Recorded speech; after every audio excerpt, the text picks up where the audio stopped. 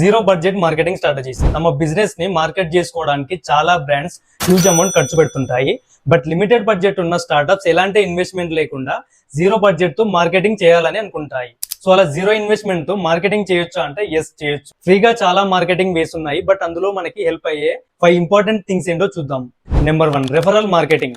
First మీరు చేయాల్సింది మీ business కి సంబంధించిన ప్రొడక్ట్స్ ఆర్ సర్వీస్ యొక్క ఇన్ఫర్మేషన్ ని మీ ఫ్రెండ్స్ లేదా ఫ్యామిలీ మెంబర్స్ గ్రూప్లలో షేర్ చేయండి. ఎందుకంటే మనం ఒక బిజినెస్ స్టార్ట్ చేసామంటే ఫస్ట్ లో వేరే వాళ్ళకి మన మీద నమ్మకం అనేది ఉండదు. సో అదే మన ఫ్రెండ్స్ ఆర్ ఫ్యామిలీ మెంబర్స్ అయితే అందులో అందరికీ కాకపోయినా కొందరికి మాత్రం ఖచ్చితంగా నమ్మకం అనేది ఉంటుంది.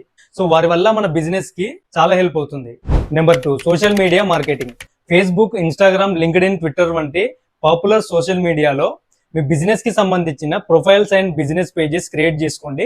రెగ్యులర్ గా మీ బిజినెస్ యొక్క బ్యూటిఫుల్ పోస్టులు డిజైన్ చేసి రిలవెంట్ హ్యాష్ ట్యాగ్స్ తో పోస్ట్ చేయండి. అండ్ కన్సిస్టెన్సీ అనేది ఖచ్చితంగా మెయింటైన్ చేయాలి. Number 3, content marketing.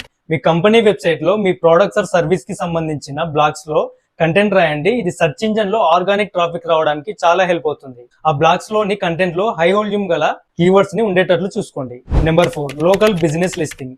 మీ బిజినెస్ అనేది స్టోర్ విజిటెడ్ అయితే, అంటే ఎగ్జాంపుల్ స్టోర్ కి వచ్చి కొనే బిజినెస్ అయితే, లైక్ సూపర్ మార్కెటింగ్ లేదంటే ఏదైనా కిరాణా షాప్ లాంటి బిజినెస్ అయితే మీరు ఖచ్చితంగా గూగుల్లో బిజినెస్ లిస్టింగ్ అనేది చేసుకోవాలి. ఎందుకంటే ఎవరైనా సూపర్ మార్కెట్ నియర్ మీ అని సెర్చ్ చేస్తే అక్కడ మీ స్టోర్ అనేది కనిపిస్తే డెఫినెట్లీ వాళ్ళు మీ స్టోర్ విజిట్ చేయడానికి ఛాన్స్ అనేది ఉంటుంది.